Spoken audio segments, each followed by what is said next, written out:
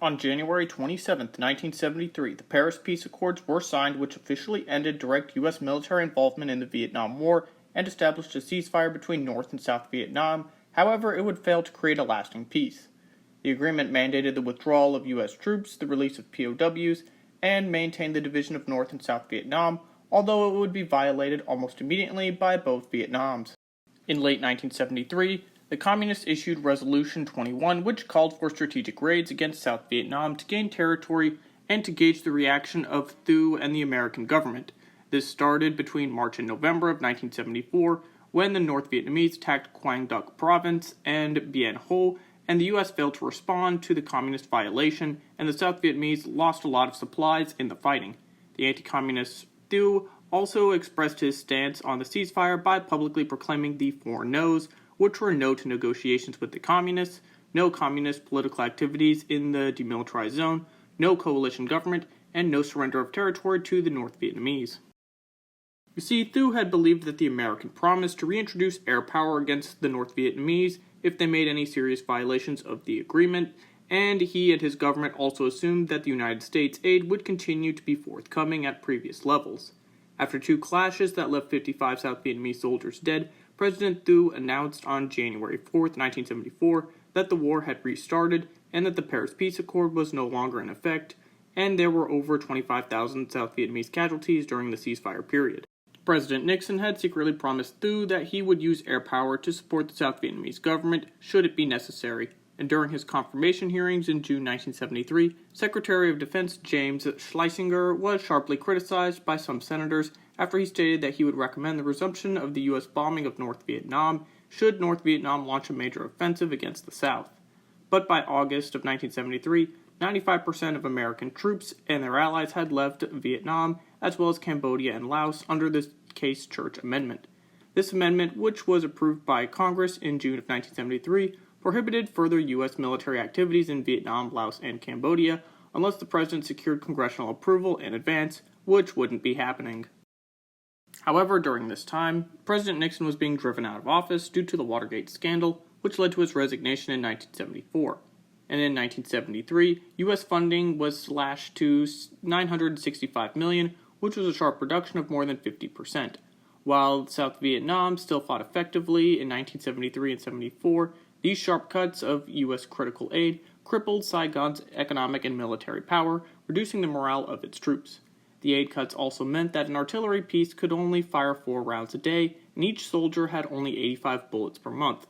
Additionally, the global 1973 oil crisis would devastate the South Vietnamese free market economy.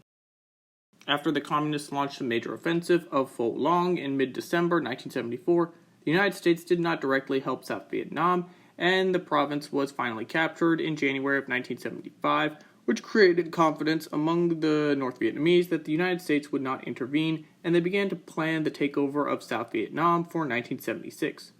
When the North Vietnamese began their final offensive in early 1975, U.S. Congress would refuse to appropriate any increased military assistance to South Vietnam, citing strong opposition to the war by the American public, with the loss of American equipment to the north by retreating Southern forces.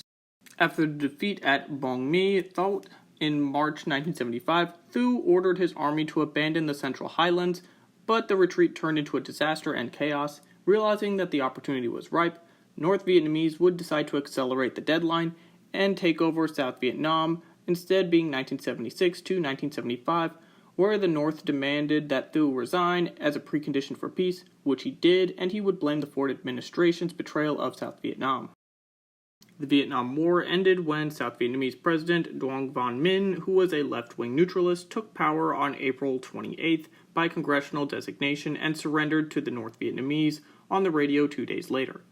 The North then controlled the new government of South Vietnam, and the U.S. Secretary of Defense Schlesinger had announced in the early morning of April 29th the beginning of Operation Frequent Wind, which entailed the evacuation of the last U.S. diplomatic, military, and civilian personnel from Saigon via helicopter, which was completed in the early morning hours of April 30th. Changes to make it an alternate timeline so that the peace accords are upheld would start, of course, with the North Vietnamese not launching the Battle of Pho Long.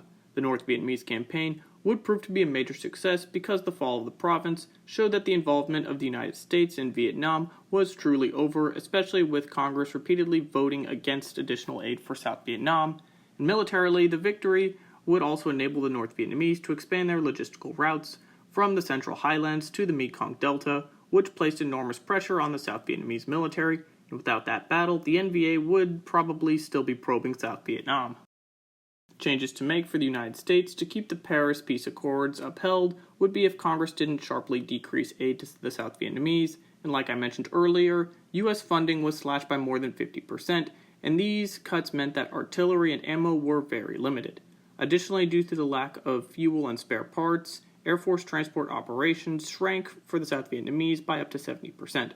Furthermore, some kind of U.S. air power show of force in 1974 would make North Vietnam rethink invading the South. This alternate South Vietnam would be living past 1975 into the rest of the 1970s under the leadership of dictator Thu. Now, South Vietnam would have seen inflation continue from the oil crisis and economic plagues. However, South Vietnam is still going to be pretty reliant on U.S. aid to deter a North Vietnamese attack. And of course, the South Vietnamese government is still dealing with insurgents because despite the fact that North Vietnam isn't officially attacking the South, there's still a lot of insurgents. 1970s North Vietnam is still going to be pretty similar to our timeline, supporting the Viet Cong and also fighting against the Chinese and Cambodians in the Third Indochina War against China starting in 1978. However, the North Vietnamese are also going to have a hostile border with the South Vietnamese and have a heavy militarized area.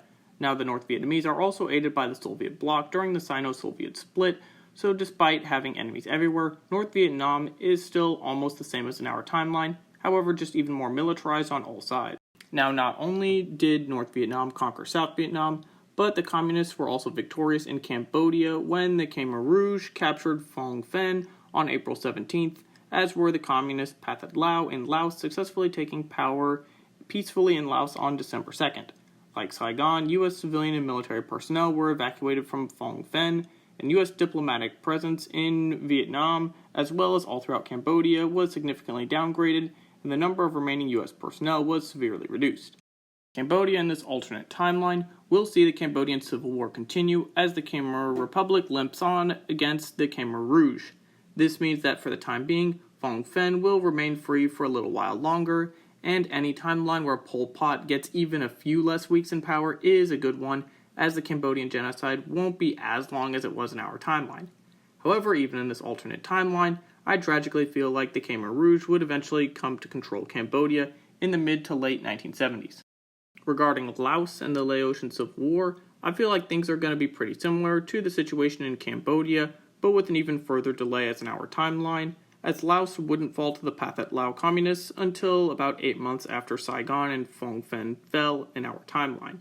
So in this alternate timeline, I personally give Laos perhaps another year or two, assuming Cambodia still falls eventually in 1975 or in early 1976.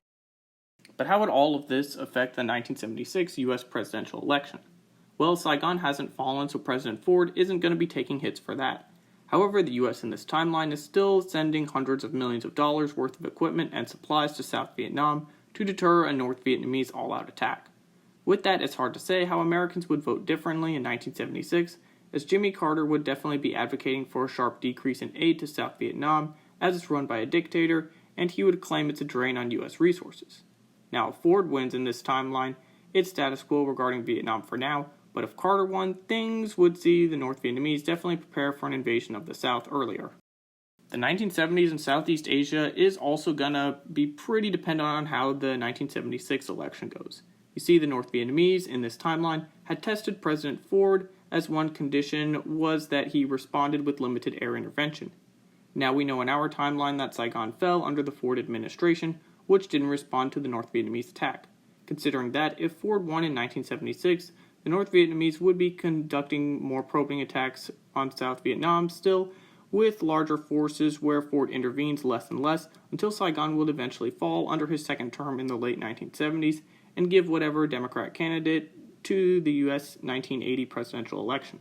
Now, if Carter won in 1976, then it's pretty much assured that South Vietnam is invaded in 1977 as he cuts off aid to the South Vietnamese to focus on the domestic front. Now, it's kind of difficult to say how things would be perceived differently on the world stage, as this is going to be about 2 years later compared to our timeline, but 1977 will immediately present President Carter as a weak president on the global stage from the start of his term in office. Then, with the Iran hostage crisis in 1978, it's possible that Carter acts more hawkish or he resumes U.S. aid to some authoritarian states. But one thing is for certain is that Carter would be absolutely obliterated in the 1980 election. With all of that, despite the 1973 Paris Peace Accords being upheld, I personally believe that the eventual fall of Saigon would come. There's no way around it, as U.S. aid could only do so much for the South Vietnamese, and North Vietnam would always have every intention of taking over the South. I know not a lot of changes in this timeline regarding Southeast Asia have come about.